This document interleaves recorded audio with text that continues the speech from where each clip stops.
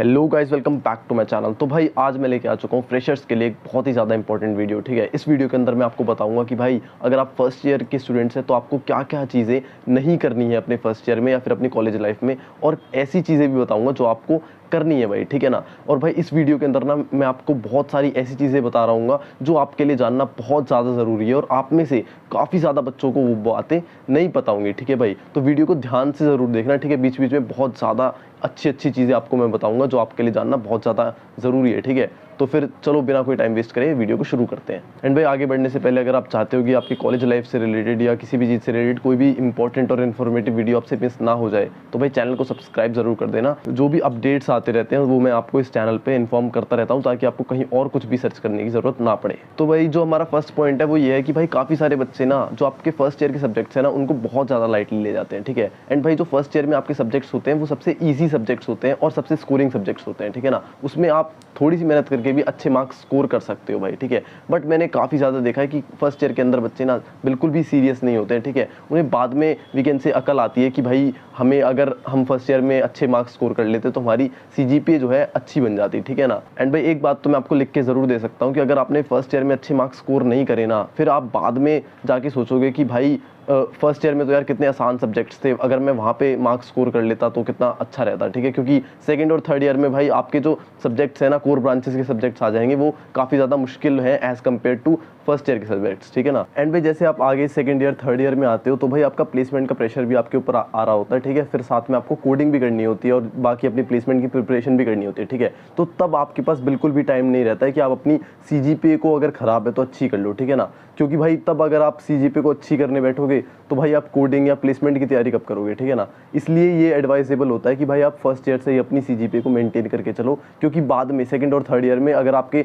Subjects मुश्किल हो जाएंगे, साथ में आपका जो प्लेसमेंट प्रिपरेशन का टाइम है वो पास आने लग जाएगा, तो भाई आप अपनी सीजीपीए को इंप्रूव नहीं कर पाओगे। ठीक है, और सीजीपीए कितनी ज़रूरी है ये तो मैंने आपको पहले ही बता दिया है, अपनी पिछली वीडियो मेरी चेक कर लेना। ठीक है, उसमें आपको पता लग जाएगा कि भाई सीजीपीए कितनी हमें चाहिए होती है। ठीक है ना, मैं आपको लिंक भी डिस्क्रिप्शन में दे दूंगा। एंड भाई अगर आप ऑन कैंपस इंटर्नशिप की तैयारी कर रहे हैं, अगर आपको ऑन कैंपस इंटर्नशिप चाहिए तो भाई आपके लिए फिर तो फर्स्ट ईयर में सीजीपीए स्कोर करना बहुत ही ज़्यादा इंपॉर्टेंट है, क्योंकि भाई जो आपका थर्ड ईयर में ऑन कैंपस इंटर्नशिप आती है ना, ठीक है, तो भाई उसके लिए जो आपकी सीजीपीए कंसिडर होती है वो first year plus second year की सीजीपीए होती है। ठीक है ना, और इंटर्नशिप के लिए ना आपको रिलेटिवली ज़्यादा सीजीपीए की रिक्वायरमेंट होती है एज़ कम्पेयर टू प्लेसमेंट। ठीक है, तो इंटर्नशिप के लिए अगर आपकी 8 साढ़े 8 मिनिमम सीजीपीए होनी चाहिए अगर आपको इंटर्नशिप लगवानी है तो। ठीक है ना, तो भाई इसीलिए आपकी फर्स्ट ईयर की सीजीपीए बहुत ज़्यादा मैटर करेगी अगर आपको इंटर्नशिप चाहिए, क्योंकि फर्स्ट और सेकंड ईयर की सीजीपीए वो लोग देखेंगे अगर आपको इंटर्न में बैठना है तो। भाई सीजीपीए इंपॉर्टेंट है, इसका मतलब ये नहीं कि भाई आप पूरा टाइम पढ़ाई में ही लगा दोगे और बाकी सारी चीज़ों पे फोकस नहीं करोगे। ठीक है ना,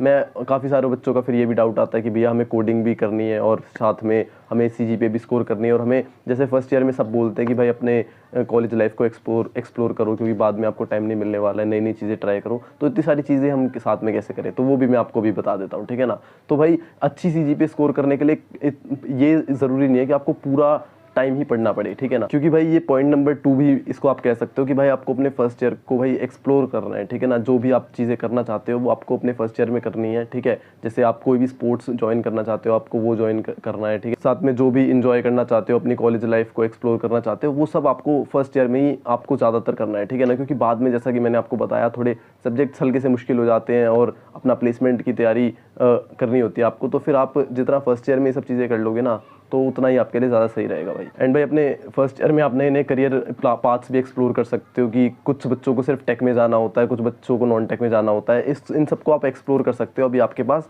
एम्पल ऑफ टाइम है फर्स्ट ईयर के अंदर। ठीक है, आप एक्सप्लोर कर सकते हो कि आपको कौन से पाथ में जाना है। ठीक है, साथ में आप एक्सप्लोर कर सकते हो आपने जो भी आपके इंटरेस्ट हैं, ठीक है, उनको फॉलो कर सकते हो, अपने पैशंस को फॉलो कर सकते हो। ठीक है, तो फर्स्ट ईयर में ये सब करने के लिए आपके पास बहुत ज़्यादा टाइम होगा। ठीक है, अब आप पूछोगे कि भैया तो हम सीजीपीए के लिए स्कोर करने के लिए कैसे हम अपने अच्छे से पढ़ाई करें। ठीक है ना, तो भाई उसका भी मैं आपको आंसर दे देता हूँ। तो जैसा कि मैंने आपको बताया इस वीडियो में पहले कि इस अच्छी सीजीपीए स्कोर करने के लिए आपको पूरा टाइम थोड़े ना पढ़ना होता है। ठीक है, तो वही मैं आपको बता देता हूँ कि कितना पढ़ना होता है। ठीक है, तो भाई उसके लिए आप चाहे किसी भी कॉलेज में हो आपको 75% अटेंडेंस तो आपको मेंटेन करनी ही पड़ेगी। ठीक है ना, तो भाई जब आपको 75% अटेंडेंस मेंटेन करनी है तो भाई जो आप क्लास में बैठ के पीछे बैठ के जो टीचर की नहीं सुनते हो ना वो मत करो। ठीक है ना, जब क्लास में बैठे हो अच्छा आराम से टीचर की सुन लो जो भी वो पढ़ा रहा है। ठीक है, काफ़ी सारे बच्चे बोलते हैं समझ नहीं आता टीचर्स का, बट भाई एटलीस्ट आप इतना कर सकते हो कि जो जो टॉपिक्स टीचर पढ़ा रहा है उसको अब नोट कर सकते हो कि ये टॉपिक्स इन्होंने पढ़ाए, ताकि आप बाद में अपना जब भी प्रिपेयर करो एग्जाम के लिए तो आप यूट्यूब से पढ़ सको उन टॉपिक्स को या फिर नोट्स में से पढ़ सको, ठीक है।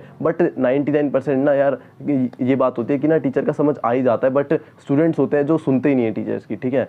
तो अगर आप सुनोगे नहीं तो भाई फिर तो समझ आएगा ही नहीं, बट अगर आप ध्यान से सुनोगे तो भाई आ ही जाएगा समझ, ठीक है। और काफ़ी सारे बच्चे आपसे ये भी बोलेंगे कि भाई हमें तो टीचर का समझ नहीं आता या फिर हम तो नहीं सुनते, बट भाई ज़रूरी नहीं है कि वो सच ही बोल रहे हो, ठीक है। काफ़ी सारे बच्चे ऐसे ही बोल देते हैं कि हमें समझ नहीं आ रहा, ये आपको पता लग जाएगा, ठीक है। आप अपना अच्छे से टीचर की बात सुनोगे तो भाई इस बात की तो मैं गारंटी दे सकता हूँ कि कुछ ना कुछ तो आपको समझ में आएगा ही, ठीक है ना। और अगर आप ध्यान से सुनोगे ना तो पूरे के पूरे लेक्चर्स भी आपको आसानी से समझ आ जाएंगे भाई। एंड भाई जैसे कि आप थोड़ा सुन लोगे ना टीचर्स का, ठीक है, तो फिर भाई आपको जब आप उसको दोबारा पढ़ोगे ना या फिर रिवाइज करोगे, जैसे भी आपको अच्छा लगता है आपको उसको एक बार रिवाइज कर लेना है। फॉर एग्जांपल अगर आपको बुक से पढ़ना अच्छा लगता है तो आप बुक से पढ़ लो, जो भी टीचर ने आज टॉपिक पढ़ाया, ठीक है। आपको यूट्यूब से अच्छा लगता है आप वहाँ से भी पढ़ सकते हो, ठीक है। और फर्स्ट ईयर के अंदर तो भाई यूट्यूब पे काफ़ी सारा कंटेंट अवेलेबल ऑलरेडी होता है भाई, ठीक है। तो फिर जैसे आप टीचर की थोड़ा सुनोगे ना और जो भी आपने नोट्स बनाए होंगे उससे आप रिवाइज करोगे तो भाई आपको ज़्यादा टाइम नहीं लगेगा उसको रिवाइज करने में, ठीक है। घर पे आके आधे घंटे में आप सारी सब्जेक्ट्स का रिवाइज कर सकते हो, ठीक है ना। क्योंकि अगर आपने अच्छे से सुना है तो भाई उसको रिवाइज करना ज़्यादा बड़ी बात नहीं होती है, आसानी से रिवाइज हो जाता है। एंड पे साथ में आपके कॉलेज में भाई काफ़ी सारे ब्रेक्स भी होते हैं, ठीक है, तो आप उनको यूटिलाइज़ कर सकते हो अपना बाकी सारी चीज़ें करने के लिए। और फिर जब आपकी क्लासेस ख़त्म हो जाए तो आप तुरंत घर निकल सकते हो, ठीक है। तो और अगर आप भाई हॉस्टलर हो या फिर आपका घर पास है तो फिर आपके पास थोड़ा सा एडवांटेज है, ठीक है, तो आप थोड़ा सा ज़्यादा फन कर सकते हो, ठीक है। बट आप ऐसा कर सकते हो कि गैप में अपना चिल कर लिया या पढ़ लिया और बाद में जाके हम घर पर जाके हमने पढ़ लिया भाई, ठीक है। और अगर आपके पास भाई वीकेंड्स होते हैं तो भाई उसमें भाई आपके सैटरडे संडे 2 दिन होते हैं, 2 दिन छुट्टी होती है, ठीक है। उसमें आप अच्छे से पढ़ सकते हो, आपको जो भी अगर कोडिंग करनी है वो आप कर सकते हो, ठीक है, पढ़ सकते हो। आपको घूमने जाना है वो भी आप जा सकते हो, ठीक है। बट मैं सजेस्ट करूँगा कि अगर आपके पास सैटरडे संडे है तो भाई अगर आपको घूमने जाना है तो सिर्फ एक दिन जाओ, ठीक है, और दूसरे दिन आप पूरे अच्छे से पढ़ाई करो, ठीक है ना भाई। एंड भाई साथ में जब आपके एग्जाम्स आ रहे हो तो भाई आप अपना 10-15 दिन पहले आप पूरे अच्छे से पढ़ाई कर सकते हो, ठीक है, चाहे मिड सेम हो चाहे एंड सेम, ठीक है। बाकी सारी चीज़ें बंद करके, लाइक कोडिंग अगर आप कर रहे हो तो उसको बंद करके आपको पूरा अच्छे से अपनी जेई वाली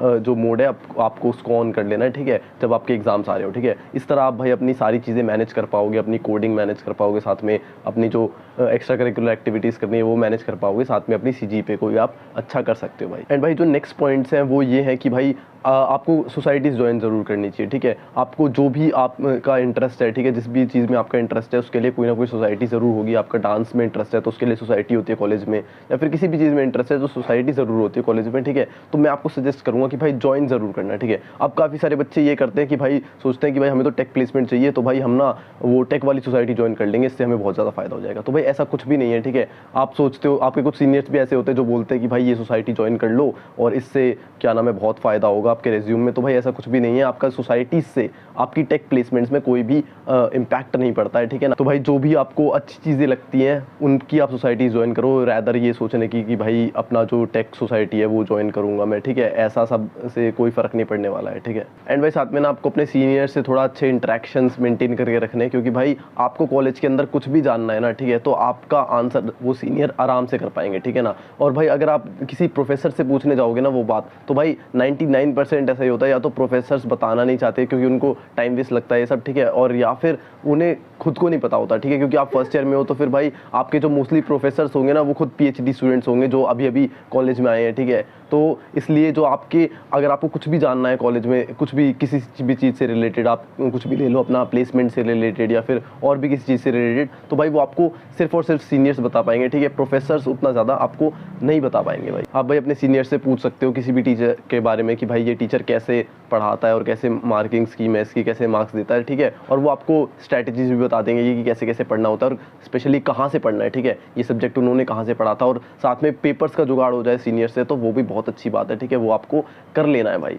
सो भाई आपको किसी भी चीज़ में अगर प्रॉब्लम आएगी ना तो भाई वहाँ पे आपकी हेल्प सिर्फ और सिर्फ आपके सीनियर्स कर पाएंगे, ठीक है ना। तो भाई उनसे इंटरेक्शंस अच्छे मेंटेन करके चलना भाई शुरू से, ठीक है। और साथ में भाई प्रोफेसर से भी अपना जो है इंटरेक्शन थोड़े से अच्छे कर लेना, ठीक है। मतलब किसी भी प्रोफेसर की नज़रों में मत आना कि भाई ये बंदा ख़राब है, ठीक। एंड भाई हो सकता है कि आपके जो प्रोफेसर्स हैं अगर आप उनकी नज़रों में अच्छे नहीं हो तो भाई आपको अच्छे से मार्क्स भी ना दे, ठीक है, और फिर वो आपकी सीजीपीए को भी गिरा सकता है, ठीक है। तो इस बात का भी आप ध्यान रखना भाई अच्छे से। एंड भाई इसके अलावा वही सारी बातें कि भाई थोड़ा कोडिंग वगैरह शुरू शुरू से स्टार्ट कर दोगे तो ज़्यादा सही रहेगा, ठीक है। ज़्यादा चीज़ें आप कर पाओगे, अपना जो रेज्यूम है वो ज़्यादा अच्छे से बना पाओगे, ठीक है ना। बाकी तो सारी चीज़ें आपको पता ही है कि कैसे कैसे पढ़ना होता है, ठीक है। तो भाई सारी इंपॉर्टेंट चीज़ें मेरे हिसाब से मैंने आपको बताई दी। अगर आपको कुछ और डाउट हो तो आप कमेंट सेक्शन में मेरे से पूछ सकते हो, ठीक है ना। तो अब यहाँ तक आ गए हो तो वीडियो को लाइक ज़रूर कर देना, चैनल को सब्सक्राइब जरूर कर देना। Thanks for watching.